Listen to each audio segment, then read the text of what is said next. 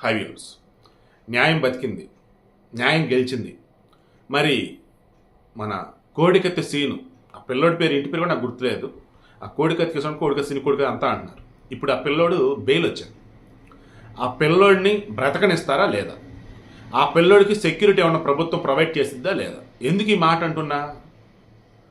ఆ పిల్లోడు బయటకు వస్తే ఎక్కడ ఈ వైసీపీ నాటకాలు బయటపడతాయనో, లేదన్నప్పుడు ఆ పిల్లోడు నోరు విప్పితే ఎక్కడ ఎవరెవరి జాతకాలు బయటపడతాయనో ఆ పిల్లోడిని బయటకు రాని కూడా లోపలే ఉంచారు. కానీ వాళ్ళ అమ్మ, దళిత సంఘాల వాళ్ళు అంతా పోరాటం చేస్తే, గవర్నర్ కూడా వినతిపత్రం ఇస్తే, కోర్టులో కూడా అప్పీల్ చేస్తే విచారణ సాగుతూ ఉంది.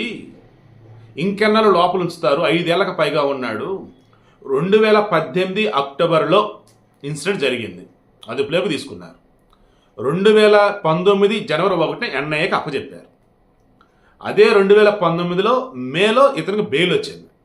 మరలా ఇతను బెయిల్ రద్దు చేయమని చెప్పేసి ఎన్ఐఏ హైకోర్టుకు వెళ్తేనో వాళ్ళు బెయిల్ రద్దు చేసి ఏం చేశారు, మరలా ఆగస్టులో అదుపులోకి తీసుకున్నారు. అంటే 2 నెలల్లో బయట ఉన్నాడు. అప్పటి నుంచి రాజమండ్రి సెంట్రల్ జైల్లో ఉన్నారు. మొన్న 6 months బ్యాక్ ఎప్పుడో అతన్ని రాజమండ్రి నుంచి కాదని చెప్పి వైజాగ్కి మార్చారు. ఈ మధ్యలో బెయిల్ కోసం అతను అప్లై చేసిన ప్రతిసారి కూడా జగన్మోహన్ రెడ్డి సాక్ష్యం చెప్పాలి, నో అబ్జెక్షన్ చెప్పాలి, రకరకాలుగా చెప్తున్నారు. ఆయన వెళ్ళడు, కేసు ఇన్వెస్ట్ సరిగ్గా లేదు, మరలా ఈయన అంటాడు. దాంతో జగన్మోహన్ రెడ్డి ఇక్కడ నా కొడుకు ఉన్నటువంటి అతిపెద్ద ప్రమాదమనో, నా కొడుకు జీవితం జగన్మోహన్ రెడ్డి నాశనం చేస్తున్నాడనో, పాపం వాళ్ళ అమ్మ అందరూ చెప్పాల్సిన విధంగా ఆమె బాధ మొత్తం వ్యక్తం చేస్తుంది. నిరాహార దీక్ష చేస్తే ఆమె నిరాహార దీక్ష భగ్నం చేశారు, ఈ జైల్లో సీను యొక్క నిరాహార దీక్షలు భగ్నం చేశారు. మొత్తాన్ని కోర్టులో ఏమని చెప్పున్నారు? అసలు కేసు ఏంటి? ఒకవేళ ఇది ప్రూవ్ అయితే వీడికి శిక్ష పెడితే ఎన్నాళ్ళు పడిద్ది? అంతకన్నా ఎక్కువ కాలం జైల్లోనే ఉన్నాడు. అందులో ఎవరైతే విక్టిమ్ ఉన్నాడో అసలు జైలుకే రామేశారు, కోర్టుకు వచ్చేసి చెప్పనే చెప్పట్లా. అండ్ ఆల్రెడీ ఎన్ఐఏలు మీకు విచారణ మొత్తం కంప్లీట్ అని చెప్పేసి ఆల్రెడీ కోర్టు మొత్తం సబ్మిట్ చేశారు. ఇంకా ఇతను ఎందుకు లోపల ఉంచుతున్నారు, అతని జీవితం ఏమైపోవాలని చెప్పి గట్టిగా వాదిస్తే ఇక కోర్టు కూడా ఏమందంటే, ఇక హైకోర్టు సరే బెయిల్ ఇస్తున్నాం. ఫస్ట్ వన్, ఈ కేసుకు సంబంధించి ఈ కుర్రాడు ఎక్కడా మాట్లాడద్దు. సెకండ్ వన్, ఇతను పబ్లిక్ స్పీచ్లు, పబ్లిక్ ర్యాలీలు చేయకూడదు. థర్డ్ వన్, ఇంకేమిటి? ఈ రెండే, ఇంకేం లేవు. సో నేనంటున్నది ఏంటంటే, ఈ పిల్లోడికి సంబంధించి కండిషన్ బెయిల్ ఇచ్చారు, రేపు మాపు బయటకు వస్తాడు. అయితే ఏ చిన్న అవకాశం ఉన్నా వేరే మీద పదాలు వస్తూనే జాగ్రత్త కంట్రోల్ చేసుకుంటాను, ఎలక్షన్ టైం కాబట్టి. వివేకానంద రెడ్డికి సంబంధించి అతను ఎంత ఘోరంగా చంపితే దానిని గుండెపటని చెప్పింది ఎవరు? ఆ తర్వాత హత్య అన్నది ఎవరు? ఆ తర్వాత అది టీడీపీలు చేసిన హత్య అన్నది ఎవరు? తీరా సిబిఐకి ఇమ్మని చెప్పి అధికారంలోకి వచ్చాక సిబిఐకి ఇవ్వకుండా తాత్సారం చేసింది ఎవరు? సిబిఐకి ఇన్వెస్టిగేషన్ చేస్తూ ఉంటే అడ్డుకుంటుంది ఎవరు? తీరా వాళ్ళు వచ్చి అరెస్ట్ చేయబోతే వైసీపీ వాళ్ళని, ఎంపీ అవినాష్ రెడ్డిని అడ్డుపడింది ఎవరు? అసలు ఆ తర్వాత సునీత మీద లేనిపోయి నిందలు వేసింది ఎవరు?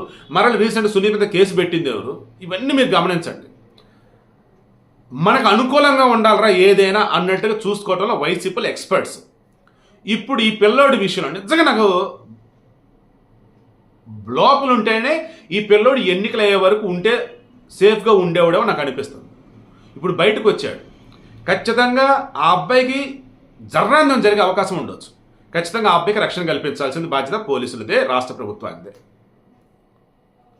ఆ పిల్లోడికి ఏమాత్రం తేడా జరిగినా ఆబ్వియస్లీ అధికారంలో ఏమంటారు, ఇది ప్రతిపక్షాల వాళ్ళే అని వాళ్ళ మీదకి దోస్తారు.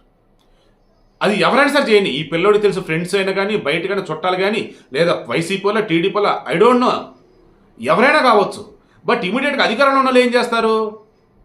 ఆపోజిషన్ మీద నెట్టేస్తారు. ఆపోజిషన్ వాళ్ళు అధికారం వాళ్ళ మీద నెట్టేస్తారు. అటు ఇటు చేసి ఏమైంది పాప ఈ పిల్లోడి జీవితం? సో నాకేమనిపిస్తుంది అంటే, కండిషన్ బెయిల్ మీద ఈ పిల్లోడు బయటకు వచ్చిన ఈ పిల్లోడి ప్రాణానికి పెను ప్రమాదం పొంచుందో నాకు అనిపిస్తూ ఉంది. ఎందుకంటే చింతామోహన్, కాంగ్రెస్ మాజీ ఎంపీ, అతనేమంటున్నాడు, ఈ కోడికత్తి సీను ప్రాణాలకి ప్రమాదం పొంచి ఉంది, ఈ వైసీపీలు అతను బతకనివ్వరని చెప్పేసి మొన్న మధ్య మాట్లాడినట్టుగా నేను విన్నాను, చూసా కూడా స్టేట్మెంట్ కూడా. సో రాజకీయంగా ఎవరైనా నిన్ననే మాట్లాడచ్చు కాక, పాప ఈ పిల్లోడి తల్లిదండ్రులు ఎవరైతున్నారు వృద్ధులు, వారి పక్షాన న్యాయం నిలబడి ఈరోజు ఆ పిల్లోడిని బయటకు సూచలే చేసింది. బట్ ఆ పిల్లోడు సవ్యంగా బ్రతకాలి అన్నా, ఆ పిల్లోడికి ఇటువంటి అపాయం రాకూడదన్నా స్టేట్ గవర్నమెంట్ ఖచ్చితంగా అతనికి సెక్యూరిటీ కల్పించాల్సిందే.